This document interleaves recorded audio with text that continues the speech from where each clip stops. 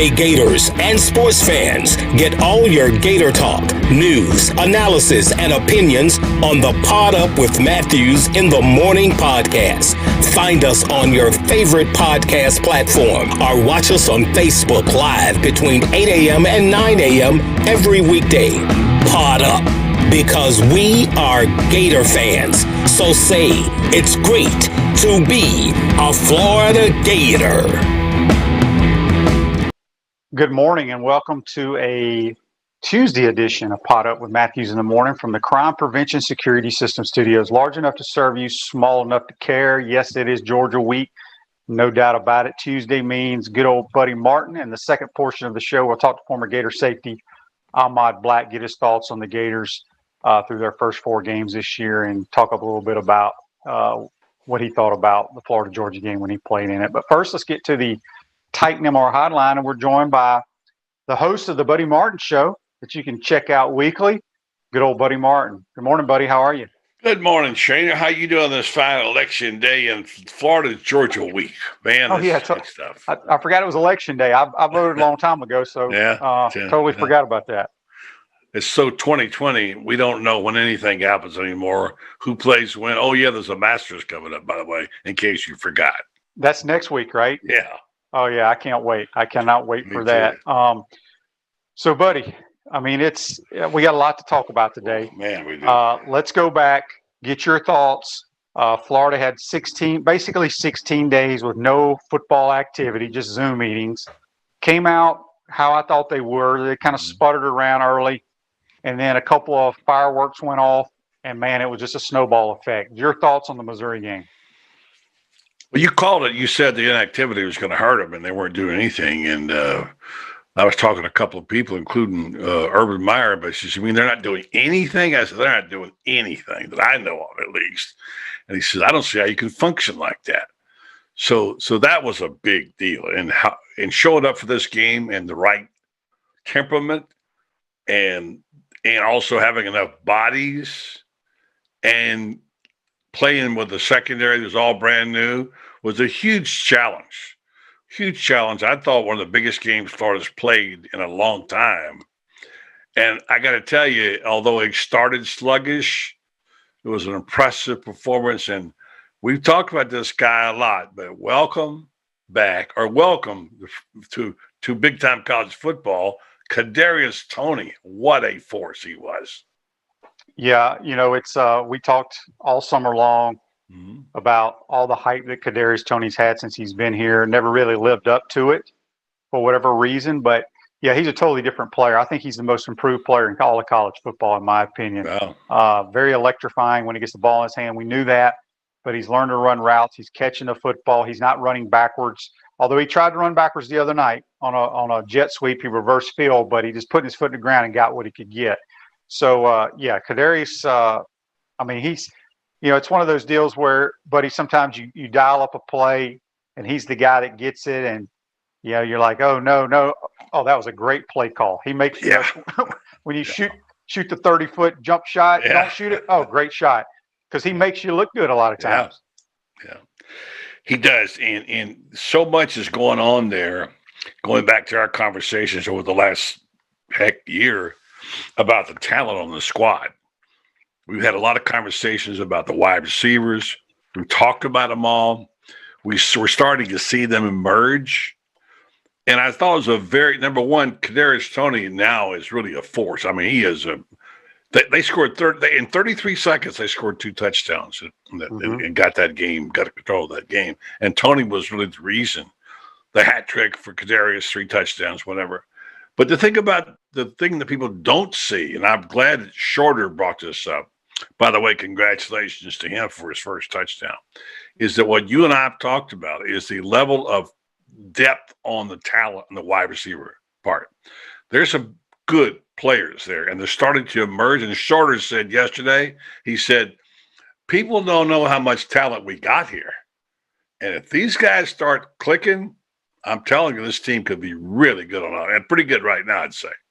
Some guy told you in the national media back in August that we lost 4 guys in the NFL, but it was no big deal, right? Some guy told you that? Oh, yeah. I don't know who that guy was. Yeah. But we got a Facebook Live comment here brought to you by Meldon Law, the only official law partner of the Florida Gators. Yeah. Our good friend Dan says Trask is going to be the Heisman frontrunner after blowing out Georgia. Well, I ain't worried about blowing Georgia out. Let's just find a way to win the game. But before we jump into Georgia, I want to get your thoughts, buddy, on what happened in the Missouri game right there before half. Yes, it was a late hit. I don't think it was, the more I watch it, I don't think this kid intended to do it. He could have really, really tried to hurt Kyle Trask if he was trying to do that. But just your thoughts on the little brawl that happened. Well, I'm tired of people saying that he didn't play dirty. He didn't mean to do it. I'm sorry. If you go in your car and hit somebody, you might not have meant to do it, but it's still going to prison if you were drinking or whatever the case may be. My point is that I didn't see any intent for him to pull up on that play. All right. It would look like he had a mission to me. I'm not going to judge him on that, but still, I get so much to say about this. I want to make sure I'm clear about it. First of all, Dan Mullen made a mistake. All right. Let's get up front with that. He should not have gone out there and done and got as combative as he did. He lost his cool. And he paid for it. Paid a fine. He's been castigated. My gosh, they were just excoriating him on national media yesterday. Some people were actually, number one, people were calling for him to be suspended or all over the league, other fans, by the way. And number two, some idiots in the media were saying he ought to be fired. I mean, come on, folks. He's not an axe murderer here, you know what I mean? And so, yeah, fighting is a no-no and cannot be allowed. Your former coach didn't put up with it. And we talked to Coach Spurrier yesterday about it. I said, how do you deal with this? And he said, I'm not going to criticize Dan. I'm not, I don't know what he goes on in his practices. So I'm not saying it. I'm just saying from my standpoint, he said, we didn't even allow it in practice. And you know that. You played for him. He didn't put up with it in practice. We don't fight, he says. So that's number one. And I don't want to go on too long here, but even if he did lose his cool, and he should not have gotten a face of Drinkwitz. That was ugly. That was a thing to me. He's not that axe murderer. And by the way, he was allowed on that field. It was halftime. He went on the field. Yeah, he's allowed to go on the field at halftime. All right.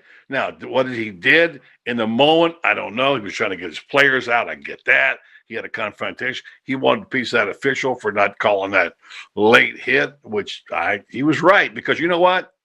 If the officials would have done their job, that's all we didn't see. You got to see that kind of thing because somebody's always watching the late. I don't know if it's a back judge. If they'd done their job and thrown a flag on that play, probably that whole thing wouldn't happen. Yeah. Speaking of that, we got a Meldon Law comment brought to you by Meldon Law, the only official law partner of the Florida Gators. Our good friend Keith says it's the ref's fault. They throw the flag, blow the whistle, there's no fight. I agree 100% with that. All that's over with. Coach Mullen does his presser in the Darth Vader outfit, which I actually liked. I thought it was funny, only because it's Halloween, and he is a family man and wants his kids to participate in the kids' activities because we all know coaches spend so many hours away from their family. But did you have a problem with the Darth Vader thing, buddy? Well, here's the thing. Perception is everything. And the people who don't know the situation in the national media, they think the two things are combined. Yeah. They think, oh, look what he did. He acted like a jerk and he put on Darth Vader. It was all planned. I didn't have a problem with that. I will say optically it didn't look real good. And the timing was bad, But no, I didn't have a problem with that. When I brought it up yesterday and to Feinbaum and he accused me of making an excuse. So, look, I'm not defending Dan Mullen's action. I'm just reporting and telling you what we saw and what we know, and one does not have anything to do with the other. You're exactly right. No, I had no problem with Darth Vader. I think it's fine, and whatever. Maybe it was the wrong night for it. So, defense played well, buddy. Yeah. I thought Kyrie Campbell obviously helped. We'll see how much he really helps this week because that's Georgia's plan is to run the football. I don't want to jump and say the defense is back because I will tell you this. Missouri kind of fooled us. They fooled me, and it goes to show you there's 4 teams in the SEC that are worth their darn. You got Florida, Georgia, Oh, yeah. Alabama, and A&M. Right. The rest of them are just kind of average. Maybe Auburn's the next level, then everybody else is down here. I was surprised after what Missouri did to LSU, scoring 40-something, 48 points on them, and then how they beat Kentucky. But now that the more I watch Kentucky, they stink. So my point is, we should be excited about the way the defense played, but it was Missouri. So, we've got to play at a high level. We have got to stop the run this week if we want to have any chance of winning this football game. I agree with all that. And let's be honest, France Beard had a really good column this morning running down the league. There's some bad teams in the SEC. Well, there's a lot of bad teams in football. I mean, there's about 8 teams that are worth a darn that have a chance to compete at a high level. Yeah. There are going to be some 5-5s here and there. I don't know what there's a dumpster fire in Baton Rouge. I mean, you imagine what's going on there. They're going crazy. And as I said, please don't sell me Kentucky again anymore. I'm tired of it. I was tired of it when it started. Buddy, I think you could go play quarterback right now for Kentucky and throw for more yards than their quarterback. Hey, listen, I was pretty good. I could fling it around a little bit, buddy. I know, that's what I'm saying. Yeah. They should suit you up. They should. I'm available. I've got some eligibility. You're cheap and available? Yeah, I'm cheap and available. Yeah. Oh, the HPC. I love him for that.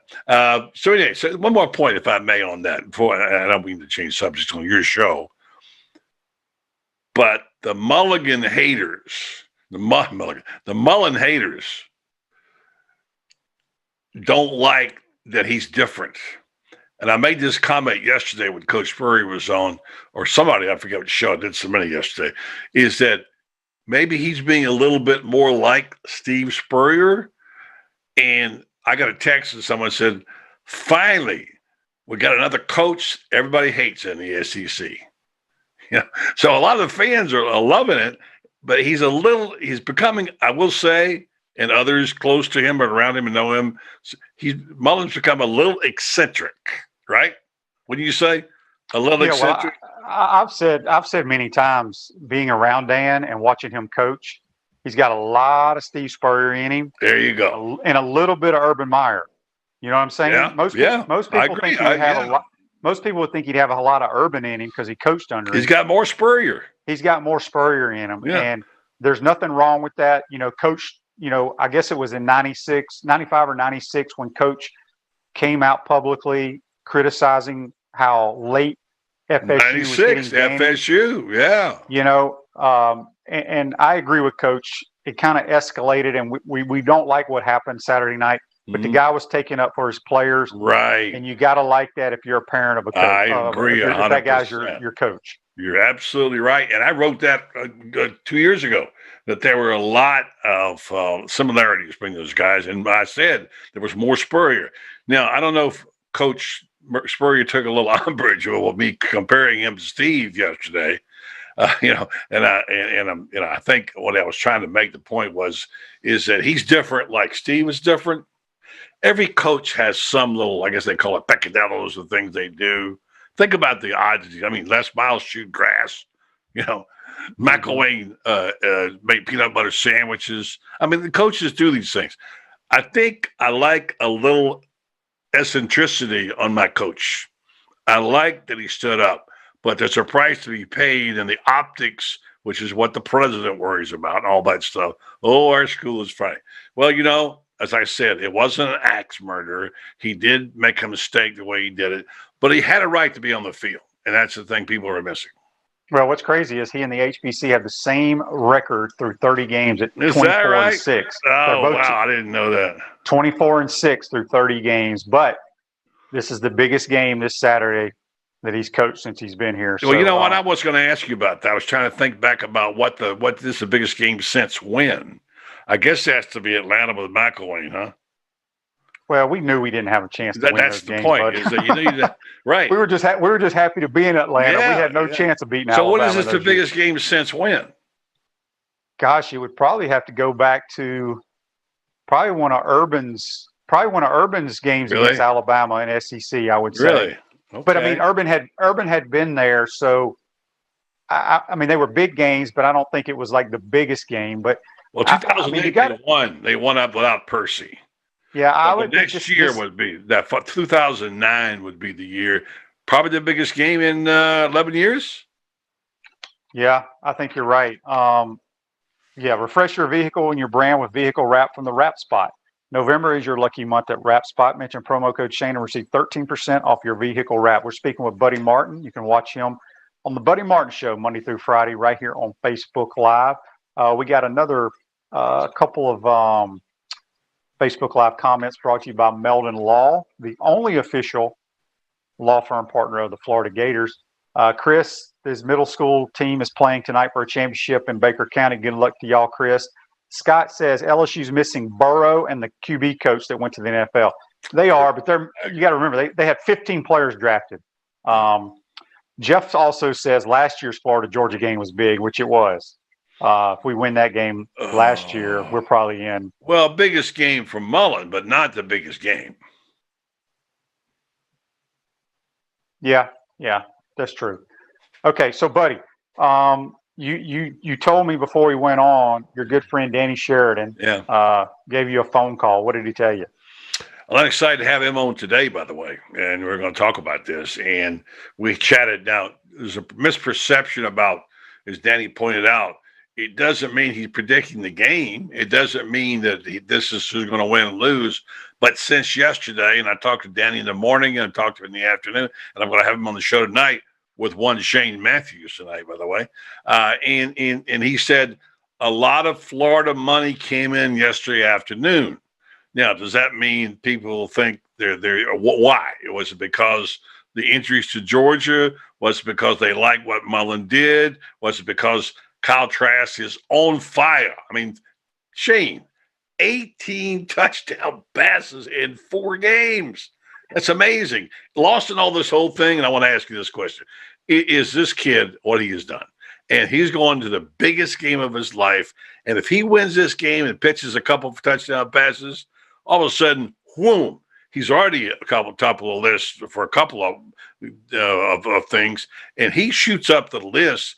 And boy, what a story he becomes. So I'm rooting for him, man. I think it's fantastic. So, yeah. So why did it go up? I think all the above. The improved defense, the injuries, maybe a little bit of more attention to the game, Georgia, et cetera. So 3 points. I wouldn't be surprised if it drops another half a point at kickoff.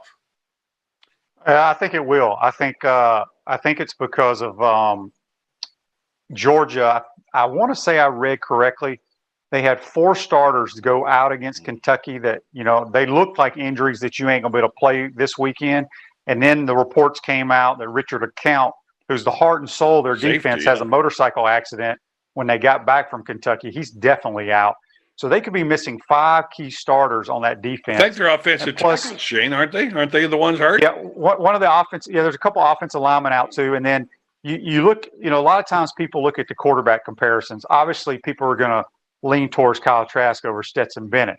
Again, buddy, we're excited. I'm trying to not get too excited because we were excited last year at this time. Think about it. Florida had just played, who won the national title.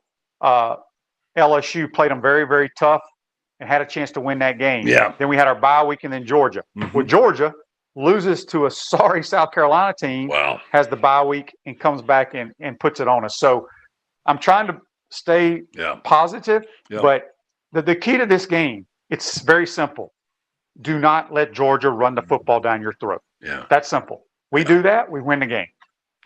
Well, if they can stop that running game and put it on Stetson Bennett, I had a certain coach who I shall go nameless, you can guess, tell me, wait till you coach in that game, Florida, Georgia, when your sphincter gets tight. Well, you tell me about the feeling of playing that game and what you saw. It's a different game. And Stetson Bennett has never started in a game like this. But it's only going to be 20,000 people tops. You see what I'm saying? It's not the same atmosphere. True. Which is a shame because the atmosphere at this event is like no other. The best. So Stetson's been there. He grew up a Georgia fan. He knows what this rivalry means. Mm-hmm. But I mean, obviously we have a huge advantage at the quarterback position, but sometimes that doesn't matter. if we can't stop their running backs running it down our throat. They keep the ball away from us. So what about the defense? You think, you've said all along, and others have said, that the front seven, they don't have a lot of muscle. Obviously they're missing one of their defensive players, obviously on suspension. Campbell coming back is big. What are you seeing from the live Ventrell Miller? I saw a little more out of Jeremiah Moon, which was encouraging to me this past week. The D line is playing okay, but Georgia's got a pretty decent running back, and they got a hell of an offensive line. Now, if they cram it down Florida's throat, he's going to have to dial up something, run blitzes or something, because you're right. You can't have them going down the field. And the thing they got is they got to realize they can beat the quarterback. They can get to the quarterback, at least not get to him on, but they can shut him down or at least shut him off. If they can do that, then force them to run. They got to play a run blitz defense, Shane. We do, but what that means is if you put a few extra guys in the box, or you have run pressures, that means you're going to have a lot of man coverage. And Georgia, I don't know if Pickens is going to be back for this game. He didn't play against Kentucky. I'm sure he'll be back. But it does allow Stetson Bennett to have one-on-one coverage, which I don't care who the quarterback is against one-on-one. It's hard to cover sometimes if you don't pressure the quarterback. So it's a good chess match. Obviously, Florida's much, much healthier going into this game.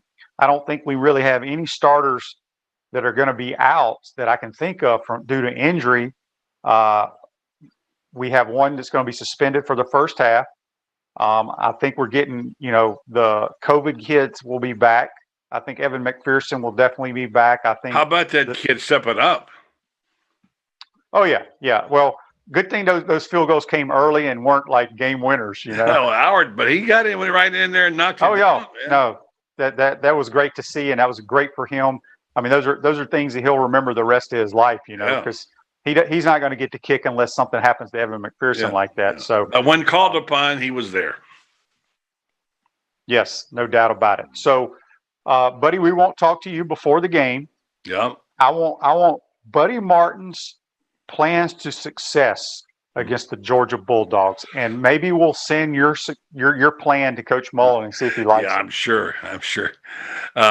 Well, I mean, I think score early. You got to score early, and then if you can get on the board early, then you can begin to do some things on defense. They got to.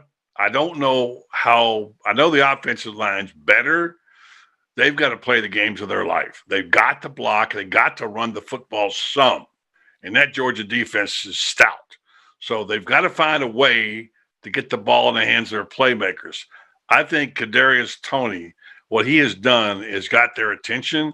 And now you notice they haven't really they didn't throw the pits that much. What did he get? 4 balls. But I mean, so now I think Florida has got to not turn the ball over. That's obvious.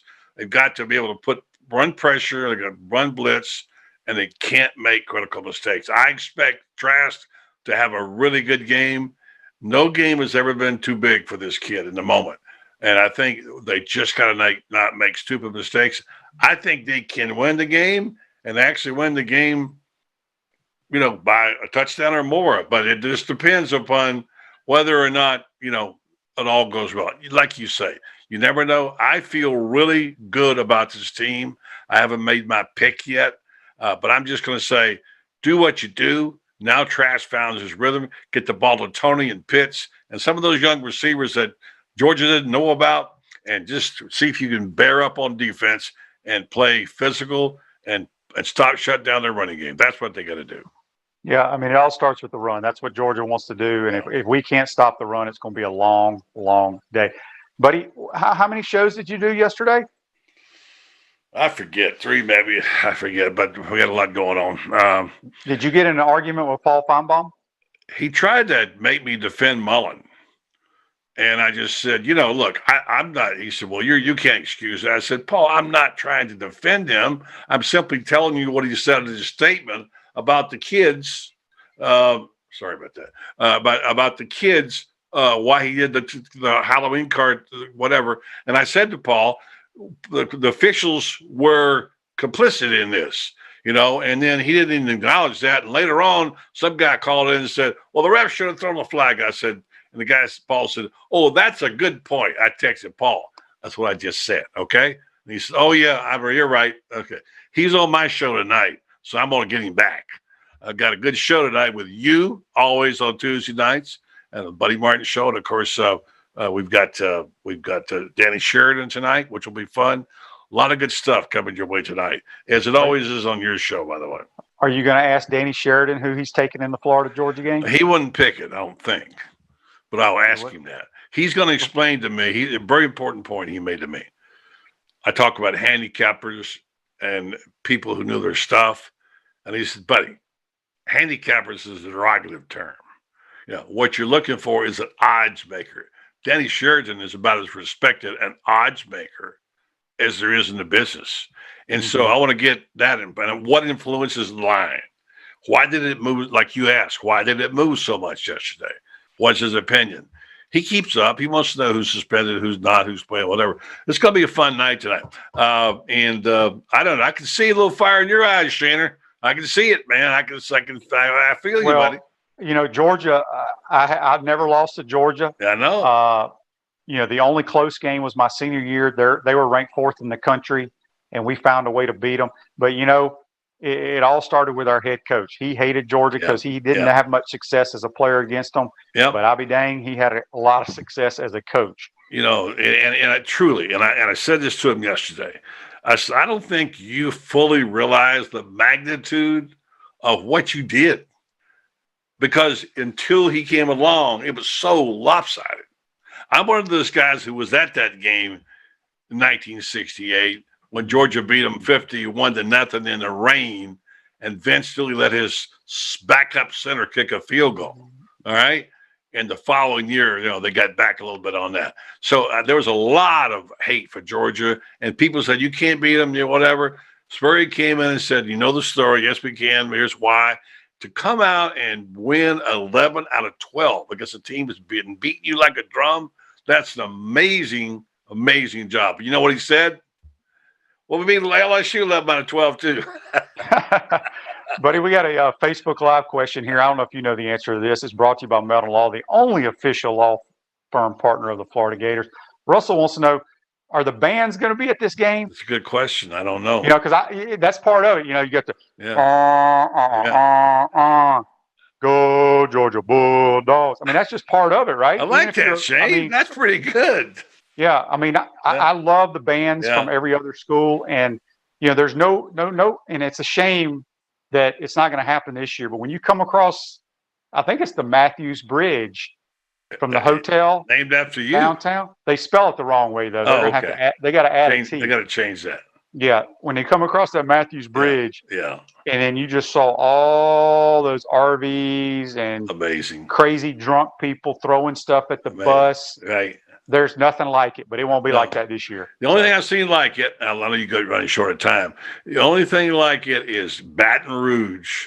I remember a couple of games, 2007. Shane, there were 80,000 people outside the stadium, according to the police department. And they know how to throw a party in Baton Rouge. The closest thing to that we got is Florida, Georgia. By the way, I'm like you. It's too bad it has to be what it is. But Shane, at least we're getting the game in. And we didn't know if we'd even get that in. Very true. All right, buddy. We'll see you tonight, my man. Appreciate you joining us. Thank you, Shane. Appreciate it very much. That's Buddy Martin. Join us on the Titan MR hotline. At Center State Bank, we put business first. We are the largest community bank in the state of Florida, and understand that small businesses need a community business partner that they can rely on. Center State has 5 convenient Alachua County locations to serve you better. Center State Bank, member FDIC. Going to take a first time out of the pro. When we come back, we'll be joined by old number 35, Florida safety, Ahmad Black. You're watching and listening to Pot Up with Matthews in the Morning from the Crime Prevention Security System Studios. Hey Gator Nation, this is your former head ball coach Steve Spurrier. Check out our show Inside the Huddle with Shane Matthews and Steve Russell every Tuesday during football season on 8:50 a.m. and 98.1 FM WRUF at 10 o'clock a.m. We want to take this moment to thank all our sponsors who keep the show going and pay the bills. Our Gridiron sponsors are Crime Prevention Security Systems, large enough to serve you, small enough to care.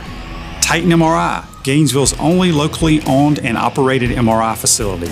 Area Rug Masters, your #1 choice in Gainesville for all your rug cleaning services. Meldon Law, where you matter most. Peachland Dental, Gator Nation's first choice for dentistry in Port Charlotte.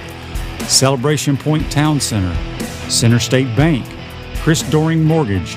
Some of our touchdown sponsors are Style Cuts, Ironwood Golf Course, TB Financial, Meadowbrook Golf Course, Dar Shakow Insurance, Pomodoro Cafe, Big Mills Cheesesteaks, MB Listing, Cornerstone Financial, McDonald's Gainesville, My IT Masters, Gainesville Neon and Signs, 84 Lumber, Tropical Smoothie, Chick-fil-A on Archer Road, Aver and Smith Personal Injury Attorneys, Orange Theory Fitness, PRP Regeneration Specialist, and Dowling Signs.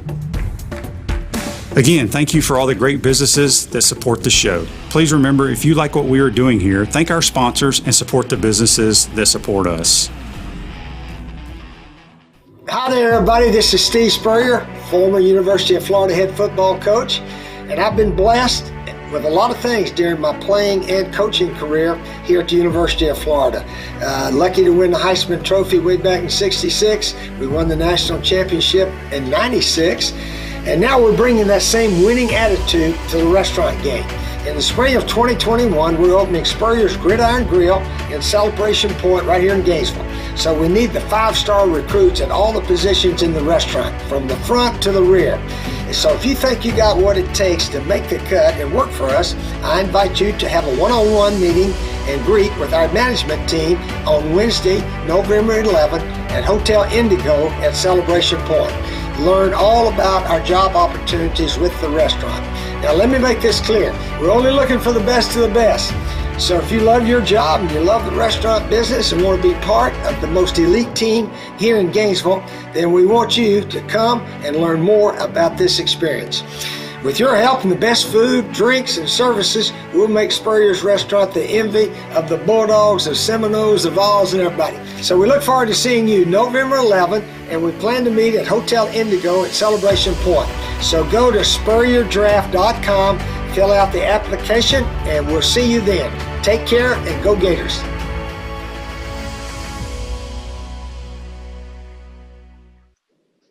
Welcome back to Pot Up with Matthews in the Morning from the Crime Prevention Security System Studios. Celebration Point's where the Gators come to celebrate, with premium brands like Bass Pro Shop, Tommy Hilfiger, Hotel Indigo, Nike, Skechers, Sushi Hana, and coming spring of 2021, the HBC's new restaurant, Spurrier's Gridiron Grill and Visors Rooftop Bar. We will see you at Celebration Point, where the Gators come to celebrate. Our next guest here on the Titan Tomorrow Hotline, he did a lot of celebrating as number 35 for the Gators in the defensive backfield.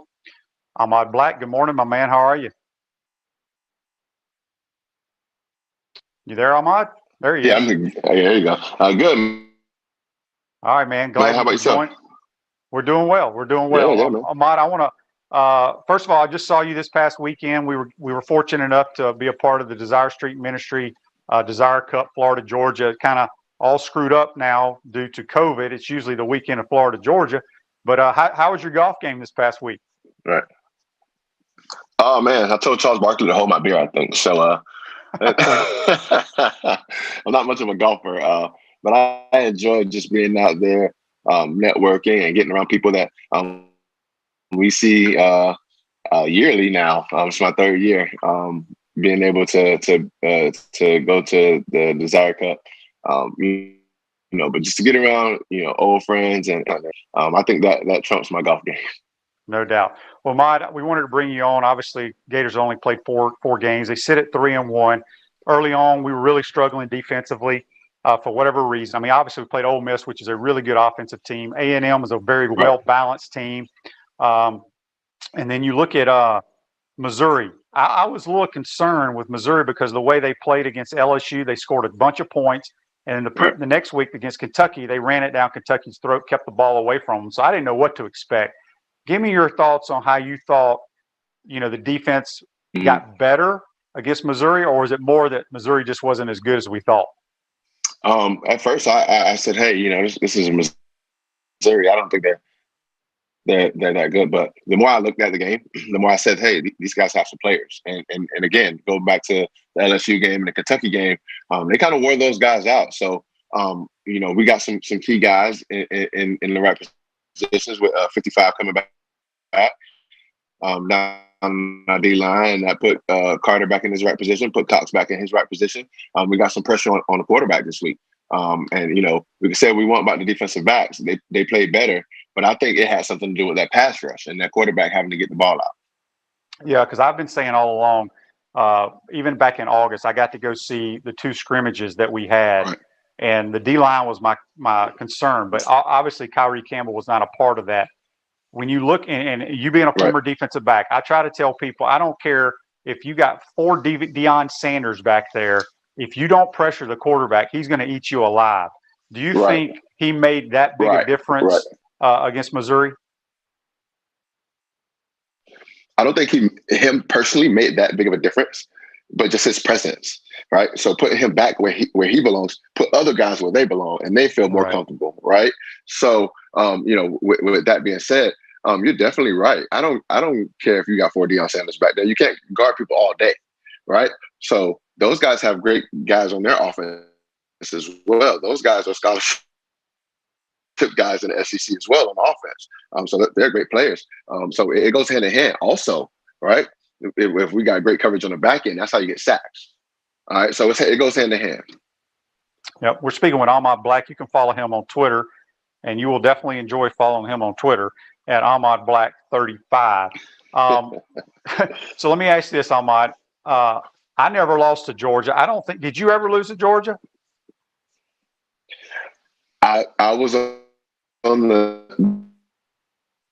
my freshman year. It's the year they ran on the field. That's right. Rick sent those guys every after that. Yep. Yeah. So, So the next year, when you look back at your career, how important or how much fun did y'all enjoy playing in this rivalry game? It's going to be totally different this year because there's only going to be about 18 to 20,000 people there. Nobody's going to be able to tailgate. But what was it like for you playing in the Florida-Georgia rivalry? It was so insane, waking up at the hotel, all the pregame festivities that you go through, and pulling up and crossing that bridge and seeing all the fans, tailgating and whatnot. And yes, this year's going to be different, but I don't think that takes away from this rivalry game that's going to happen on the field.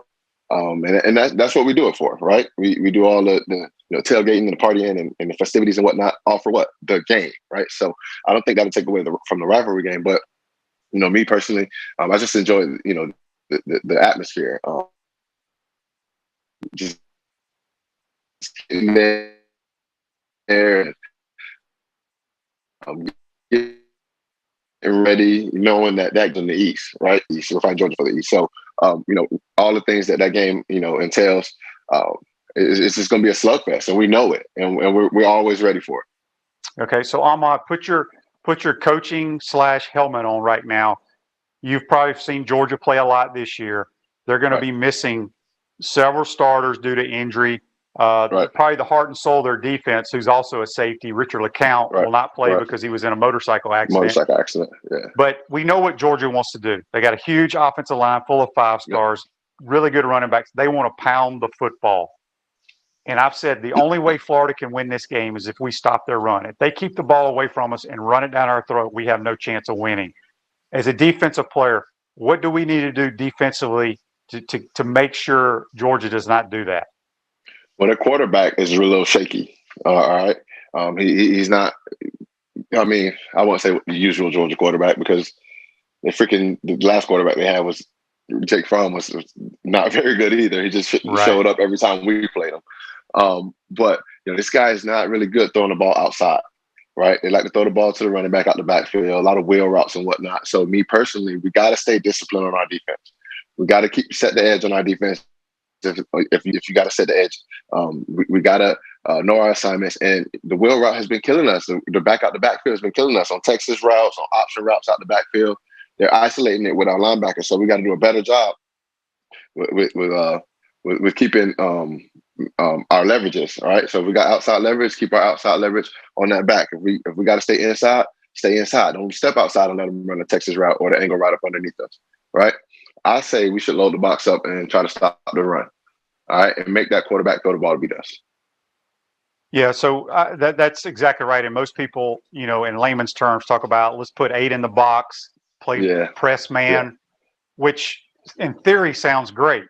However, if for whatever reason they block you up on a play action pass or something, like I said, one-on-one coverage ain't easy. Even if we have great DBs, is that something you think you think that's something that Grantham may do, is put 8 in the box, or just play our base normal defense and hope our front 7 can control the line of scrimmage? Well, here's my thing. I always say we had to do better with disguising. I played against Drew Brees. I played against Tom Brady. I played against Peyton and Eli Manning. There's no way you can just come out and show what you're doing. But sometimes you can dick them and trick them a little bit, right? So I think we should get better with our disguising and whatnot. And sometimes if we got to come down late, come down late. Show your 2 high shell. All right, and that's going to discourage him. I don't think that quarterback is good enough to beat us on the run, right? I don't think he's good at making decisions really like that. I don't think so. I think we come down late, show one coverage, go to something else. It'll probably confuse them. But again, we can't play one-on-one outside all day long. We got guys that can make some plays, but we don't have guys like that. Yeah.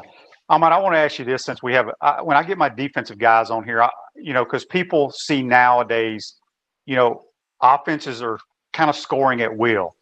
And I've said that the rule changes are favored to the offense, especially with the RPO game, because explain to people, you being a safety, what your keys are on the run game when you see the head level or the pad level of offensive lineman and a pulling guard or what have you.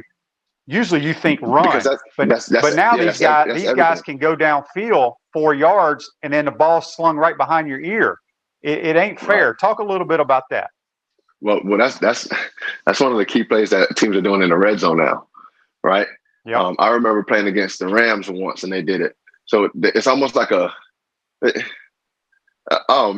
almost like a zone read, and then you have everybody biting down, and then they freaking throwing it behind you or whatnot. But once Brandon Spikes taught me a long time ago the watch pad level on the offensive lineman, the watch guards pulling, and once you key in down on that, and it looks like run. I mean, I'm one of the guys that if I see run, I'm going to get it, because I was a smaller guy. I'd rather go hit the running back before he gets going. Does that make sense? So I'm streaking down there. Well, you streak down there, and now you get a slant on you right behind you, and you done streak down there, and the corner misses that play. That's touchdown. All right. So it's also like when guys getting 4th and 2, it used to be, hey, watch the zone read. Well, now you can freaking zone read, throw the ball. It's so many different things that it's almost automatic. If that's your bread and butter and it's smooth, it's automatic 5 yards every time. Yep, no doubt. At Chris Doring Mortgage, they do mortgage lending right, helping home buyers throughout Gainesville and North Central Florida. Call Chris Doring Mortgage today at 352-244-0840. We're speaking to Ahmad Black. Got a few more minutes with him here on the Titan MR hotline. You can follow him on Twitter at Ahmad Black 35. So let me ask you this. You play with Percy. Yes. Everybody wants to compare Kadarius Toney to Percy. Look, I've been around the Gator football program a long time, watched a lot of football. There ain't nobody like Percy Harvin. But it's not even close. But what do you see in Kadarius Toney? I think when they that comparison or make that comparison, because to me that's listen, that's blasphemous, as Stephen A. like to say. We're comparing him to a guy who won SEC Player of the Game as a freshman, right? We're comparing this guy to a guy who won 2 national championships and freaking rushed for 100 and something yards as a wide receiver on a broke ankle. All right. Nothing against Kadarius Toney, because I love Kadarius Toney. I just think what they mean is the big play, right? So Percy used to give us that big play, right? And I think they're comparing Kadarius to his big plays and like, oh, he's the next Percy Harvin. So I'm giving the benefit of the doubt and saying that's probably what they mean. I don't think, because Percy is a different cat. It's the same cat that went to the NFL. Yeah, he went to the NFL and won freaking Rookie of the Year, and freaking he had headaches and whatever you could say, but when he was on the field, you knew it. Yeah. You definitely knew it. Percy's the most dynamic player I've ever seen in a Gator uniform with the ball in his hands. There's nobody that compares to him. Before we let you go, Dan Mullen was the offensive coordinator when you were here and winning national titles and stuff. So you've been around Dan. Dan's done a tremendous job with our football program. He's catching a lot of heat because of what happened the other night in the Missouri game. As a player, though, you got to love your head coach standing up for his players, right? Yeah. It's no better feeling than what Dan's doing right now for his team. Of course, there's gonna be a bunch of old cats like us that's like on the internet just freaking, oh, he shouldn't have done that. Oh, I mean, calm down. All right. Dan's having fun with his team. You know, it is what it is. Whatever happened. I think he's just trying to get past it. All right. Don't want to harp on it. And he had fun. It was Halloween, you know, a different type of night. Hey, it's hard enough to get SEC wins. Missouri's been having our number for a couple of years. Have fun. Yeah, I agree with that. Okay, so Ahmad, give me your prediction on Florida, Georgia. What it's going to take for the Gators to win this game? Again, we got to tackle the football. We got to keep our containment, set edge on our defense, stop the run, make this quarterback beat us. Also, I think we should stretch the ball a little bit more since their secondary is a little bit beat up. They got some new guys in there. I know how it is with new guys in there. Communication could be messed up back there. All right, so stretch the ball. We got big, tall, you know, muscle-bound receivers that can go get the ball. All right, so we can stretch the field. We got to find a ways to get Kadarius Toney the ball, obviously, and make sure we keep Trash safe. All right, because those guys always bring it. Yep, that is so true. So let the Gator Nation know what Ahmad Black's up to these days. I was just in Gainesville right now and talking a lot of crap on Twitter. Just, you know, being a gymnastics dad, I have an 8-month-old. Well, he'll be 8 months tomorrow. And a 9-year-old. So pretty much, you know, just make sure they're safe and going to all their sporting events. My daughter had her first gym meet of the season. I think it was 2 weeks ago. She finished second all around. So the girl she went against was pretty tough. So did she get her athletic ability, her flipping ability, all that stuff that gymnastics have from you or from mom? I don't know, probably mom, because I wasn't that athletic. I can't do any flips or anything.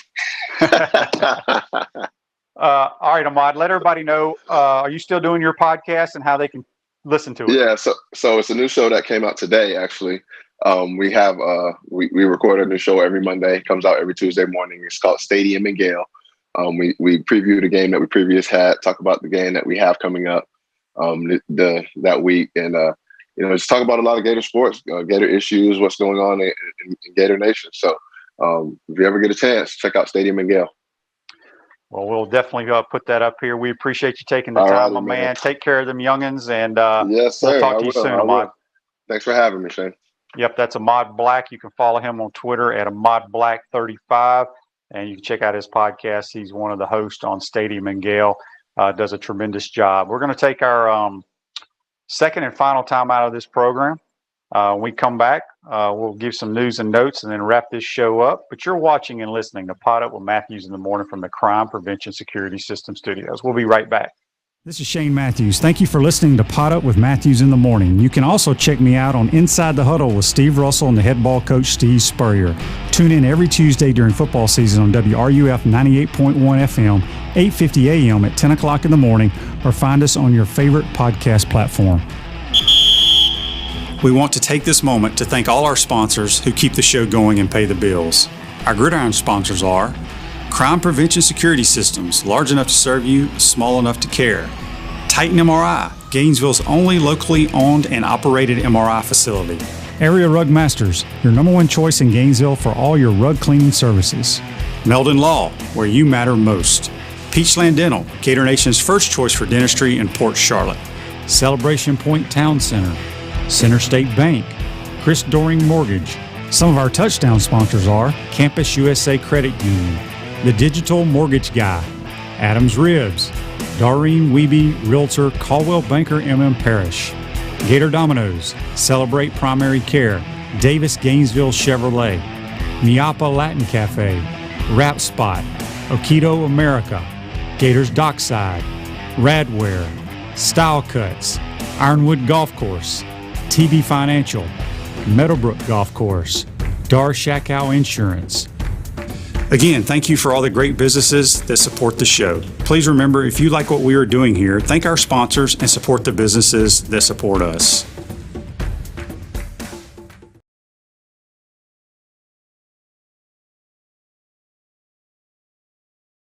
Hi there, everybody. This is Steve Spurrier, former University of Florida head football coach, and I've been blessed with a lot of things during my playing and coaching career here at the University of Florida. Lucky to win the Heisman Trophy way back in '66. We won the national championship in '96, and now we're bringing that same winning attitude to the restaurant game. In the spring of 2021, we're opening Spurrier's Gridiron Grill in Celebration Point right here in Gainesville. So we need the 5-star recruits at all the positions in the restaurant, from the front to the rear.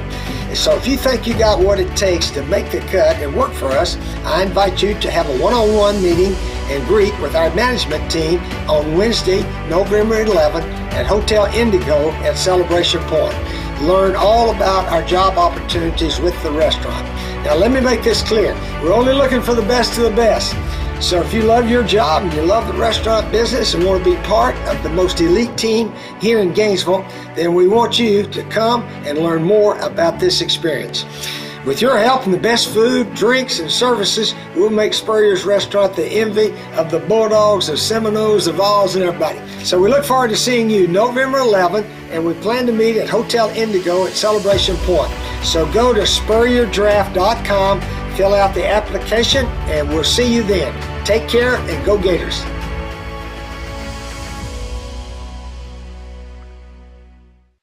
Welcome back to this Tuesday edition of Pot Up with Matthews in the Morning from the Crime Prevention Security System Studios. Large enough to serve you, small enough to care. Today's election day, folks. If you ain't voted, get out and vote. Want to thank our good friend Buddy Martin for joining us. You can check him out on the Buddy Martin Show. Also, Ahmad Black. Follow him on Twitter at AhmadBlack35. Tomorrow's show, make sure you tune in. It's going to be a good one. We'll have JC, but I'm also going to have Chuck Oliver from the Chuck Oliver Show talking Florida, Georgia, a little bit of college football. We may have Lindsey Scott tomorrow. He's trying to decide if he can do it tomorrow or Friday. He's got a little conflict, so we'll let you know if he tunes in the show tomorrow. And then Thursday, obviously, we'll have Brent Beard talking college football and our Baker Sporting Goods High School Roundup. And then Friday, JC and I will have our Peachland Dentistry picks, and we'll have Buck Bellew, former Georgia quarterback. And then if Lindsey can't join us tomorrow, he'll be on there Friday. So Lindsey's a busy man. We appreciate them taking time for joining us on this program. Don't forget to follow us, like us, share us. Check us out on YouTube, Spotify, Apple Podcasts, and Google Podcasts. Let's see. Also, the Tampa Bay Buccaneers have if you missed it, I fell asleep at halftime. It was a very boring game, but the Buccaneers win last night. I got a text here on the Titan Tomorrow text line. It comes from Lawrence, and I don't know where Lawrence is from, but Lawrence says, Shane, could you tell me what was your favorite Georgia game to play in? Go Gators. Lawrence, I would say I played in 3 of them, 90, 91, and 92. I would say 90 and 91 were blowouts, but 92, they were ranked 4th in the country. We'd already lost 2 games. We started that season 1-2. We weren't very good. It's Coach Spurrier's best coaching job he had in his 12 years at Florida. But we beat Georgia. They were highly ranked, as I said, in 92. We found a way to win that game, and we had the ball. We were ahead with about 4 minutes to go and had to do our 4-minute offense, run the clock out, completed a couple passes to Harrison Houston, Willie Jackson. And then the play that sealed the game, Coach Spurs signals in quarterback draw. I had to take a double take on that, Lawrence. I was like, what the hell is he doing? But, man, it parted like the Red Sea, followed Eric Red up in there for about 12 yards. Game was over. So appreciate the text on the Titan Tomorrow text line. But that's going to be it, folks. Make sure you tune in tomorrow. Got a great show lined up for you. Follow us, like us, all that good stuff. Today's show's a wrap, brought to you by Wrap Spot. Take care, folks. We'll see you tomorrow.